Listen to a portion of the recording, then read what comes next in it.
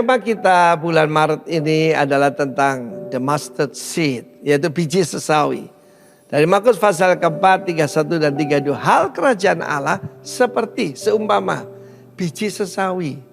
Ketika saya pergi ke Israel, biji sesawi itu kecil sekali. Seperti sebutir pasir aja. Dan harus ditaburkan di tanah. Di tanah itu menggambarkan tentang hidup kita. Biji itu paling kecil, katakan paling kecil. Paling tidak berarti, paling insignifikan. Dari segala jenis benih yang ada di bumi. Tetapi ketika dia ditaburkan, sebelumnya belum ditaburkan, dilepaskan. Dia tumbuh menjadi lebih besar dari sayuran yang lain. Dan memang agak besar gitu. Ya, sesawi itu bukan sawi seperti yang ada di pasar itu saudara ya. Jadi ada kayunya, cabang-cabangnya kayak kayu. Dan bahkan burung-burung bisa rest di situ. Saya percaya ini tentang kedewasaan. Kita menerima dalam surat Petrus sekarang benih ilahi. Kalau orang dilahirkan kembali, dia itu dilahirkan dari benih ilahi. Firman Tuhan itu hidup. Kenapa kecil? Kenapa Tuhan tidak bicara kalau harus punya iman sebesar gunung? Bahkan dalam Markus 11 dikatakan bisa memindahkan, kalau tidak bimbang. Dia bisa memindahkan gunung, saudara. Ada satu kesaksian menarik dari seorang teman saya, yaitu pendeta Rufinus Kadang di Serui, saudara. Ketika saya ke sana, saya dapat kesaksian yang sangat indah. Gedung gereja GBI yang ada di situ, itu ada di samping bandara, tidak terlalu jauh. Dan bandara kan dilebarkan, dibesarkan, dan dia diperintahkan untuk pindah. Dia mengajak jemaat untuk apa? Dia bilang memang kita kecil, tapi kita punya Tuhan yang besar. Dan mereka berdoa supaya bukan mereka yang pindah, tapi bandaranya yang pindah, saudaraku. Mereka kutip Markus pasal 11.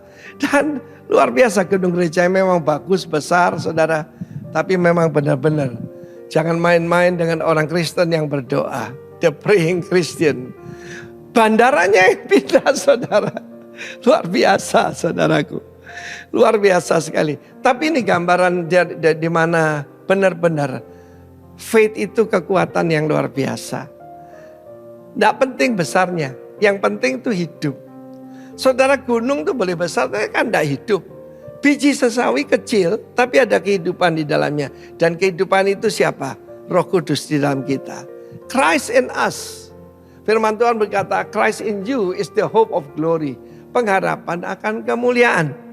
Karena itu saudaraku harus ditaburkan di tanah. Jadi kalau cuma di dalam gedung gereja, apa-apa cuma di situ. Dan kita tidak, yaitu menunjukkan kuasa Tuhan. Kita tidak engage dengan dunia ini, nothing happen. Tapi firman Allah berkata akan bertumbuh besar. Ketika persekutuan doa di rumah itu kecil sekali kan. Ya cuma saya mulai dengan 2 orang saja yang mau saya layani, yaitu istri saya dan ibu mertua saya. Tapi hari ini saudaraku, ketika saya pindah ke Bali diperintahkan Tuhan, obedience is the key. Maka hari ini dengan anugerah Tuhan 425 jemaat di 425 kota saudara ya. Dan tahun ini kalau Tuhan izinkan tambah 75 500. Kalau Tuhan izinkan 2 kali lipat jadi 1000. Dan Tuhan masih bilang masih terlalu kecil. We serve a great God.